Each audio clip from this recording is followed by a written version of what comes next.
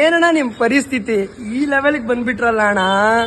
Table ಟಾಪಲ್ಲಿ ಇದ್ರಿ, ಆದ್ರೆ ಇವಾಗ ಅಡ್ರೆಸ್ಗೆ ಇಲ್ವಲ್ಲ ಅಣ್ಣ. ನೀವು ಎಲ್ಲಾ ಟೀಮ್ ಅವ್ರು ಸೇರ್ಕೊಂಡು ನಿಮ್ಗೆ ಸರಿಯಾಗಿ ಹಾಕ್ಬಿಟ್ರಲ್ಲ ಅಣ್ಣ. ಏನಣ್ಣ ಮಾಡ್ತೀರಾ ಇನ್ಮೇಲೆ?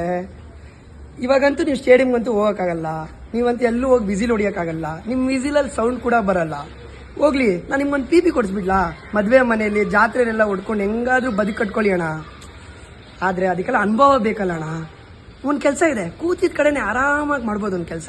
ಅದೇ ಡ್ರೀಮ್ 11ನಲ್ಲಿ RCB ಟೀಮ್ನ ಹಾಕೊಂಡು ಒಂದು ಟೀಮ್ ಮಾಡಿ ಅದರಲ್ಲದು ಟೇಬಲ್ ಟಾಪಲ್ಲಿ ಬನ್ನಿ. ಅರ್ಥ ಆಯ್ತಾ? ಸುಮ್ಮ ಅದಿರುದಿಲ್ಲ.